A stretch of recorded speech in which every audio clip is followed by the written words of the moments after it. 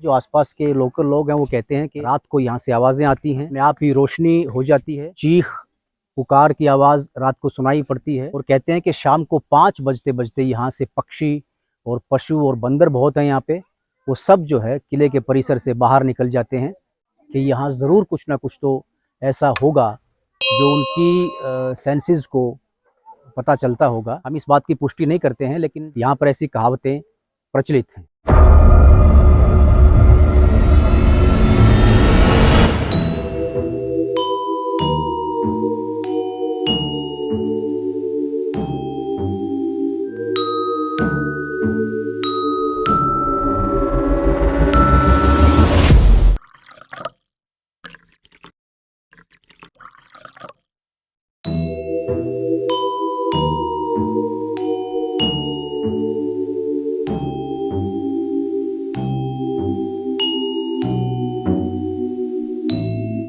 भारत का सबसे डरावना किला, भानगढ़ का किला, भानगढ़ फोर्ट।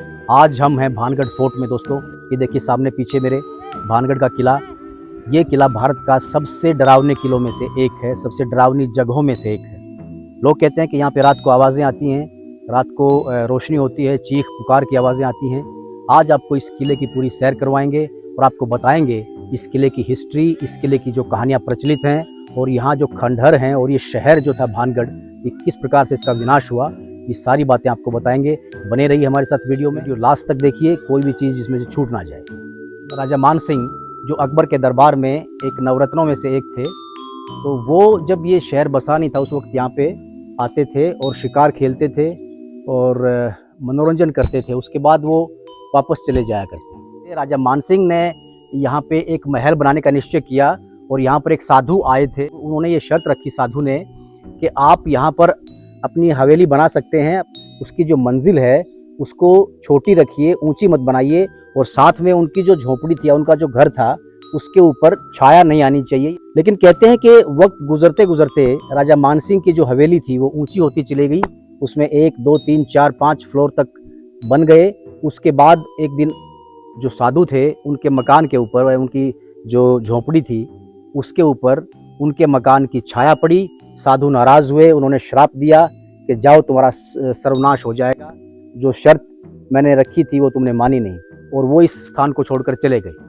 दोस्तों कहते हैं कि वहाँ से इस किले के विनाश की कहानी शुरू होती है। उसके बाद एक तांत्रिक यहाँ थे जिनको सिंधा सेवड़ा के नाम से जो प्रसिद्ध थे, जिनका ये मकान ऊपर है आप देख रहे हैं, सिंधा सेवड़ा, वो उनकी एंट्री जो है इस कहानी में होती है। रानी रत्नावती जो हुआ करती थी, बहुत ही खूबसूरत रानी थी वो। तो कहते हैं कि जब वो पानी पीती थी तो उनके गले से पानी उतरते हुए नीचे दिखता था। जादूगर की नीयत रानी के ऊपर खराब हो गई और उसने रानी को पाना चाहा। कहते हैं कि रानी को पाने के लिए उसने तरह तरह के हथकंडे अपनाने शुरू किए। एक दिन रानी जी ने अपनी एक दासी को भेजा बाज़ार में कुछ सामान लाने के लिए, जिसमें कि कुछ इत्र थे, तेल था और चूड़ियाँ वगैरह थी। तो वो दासी जब लेके आ रही थी तो रास्ते में ये जादूगर उसको मिला और उसने कहा कि क्या तुमने लिया हुआ है? तो उसने कहा कि मैंने तेल लिया हुआ है। उसने तेल ले करके उसमें काला जादू कर दिया, और जब वो तेल लेके रानी जी के पास पहुंची तो तेल घूमने लगा बोतल में। तो रानी जी समझ गई कि इसमें कुछ जादू किया गया है। तो उन्होंने कहा कि इसको फेंक दो। उस तेल को फेंका गया वहाँ पे एक चट्टान के ऊपर। एक दिन दोबारा से फिर उस जादूगर ने कोशिश की। रानी जी ने अपना एक कोई दूसरा रूप धर लिया, अपना एक क्लोन बनाया, और वो क्लोन के रूप में जब आने लगी तो जादूगर को लगा कि सचमुच रानी जी आ रही हैं। रानी जी समझ के उनकी तरफ वो चला तो ऊपर से एक पत्थर, बहुत बड़ी चट्टान आकर के जो है वो गिरी, और वो जो जादूगर था वो उसकी चपेट में आ गया। और वो जब मरने लगा तो उसने शाप दिया कि मेरे साथ धोखा हुआ है, और इस धोखे के बदले में आपका पूरा का पूरा जो ये शहर है और जो पूरा आपका ये भानगढ़ है, ये पूरा का पूरा उजड़ जाए। कहते हैं कि एक भूकंप और बहुत ही ज़बरदस्त ज़लज़ला आया, जिसमें कि ये सामने आप देख रहे हैं, ये जो आपको दिख रहा है ये वाला, ये साधु की झोपड़ी हुआ करती थी, साधु का जो मकान था ये था, और सामने वो किला जो ऊपर तक था वो पूरा गिर गया।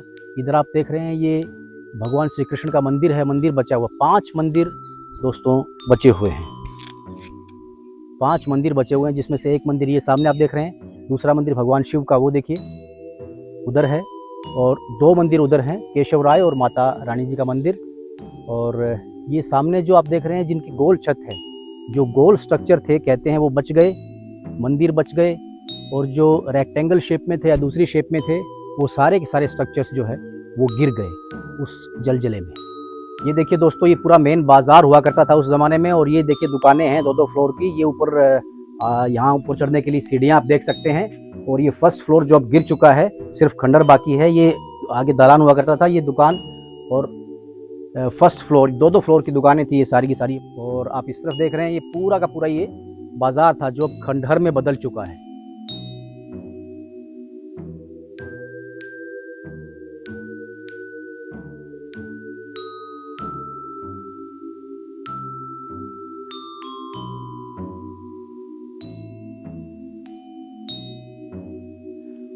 वो सामने आप देख रहे हैं दोस्तों, वो है सिंधा सेवड़ा का मकान, जो एक कहानी प्रचलित है इस किले के विध्वंस के बारे में।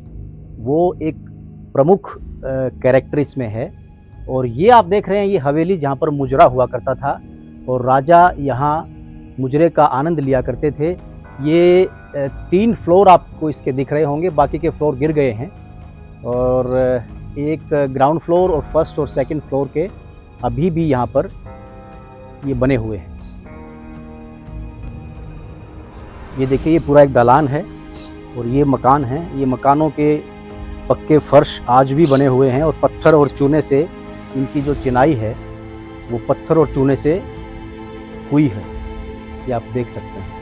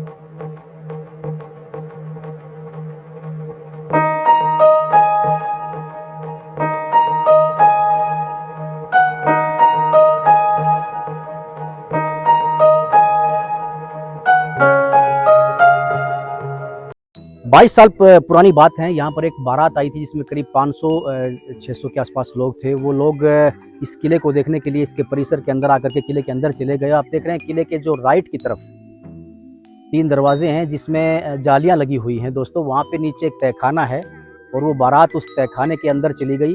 और कहते हैं कि उसके बाद कोई भी एक भी आदमी लौट कर वापस नहीं आया।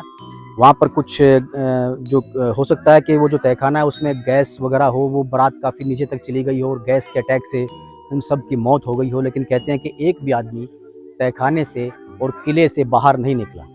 ये भी एक डरावनी कहानी इस किले के बारे में कही जाती है। ये इसका कोई पुख्ता सबूत नहीं है, हम इसकी पुष्टि नहीं करते हैं, लेकिन जो लोकल आसपास के जो लोग हैं वो इस बात को बताते हैं।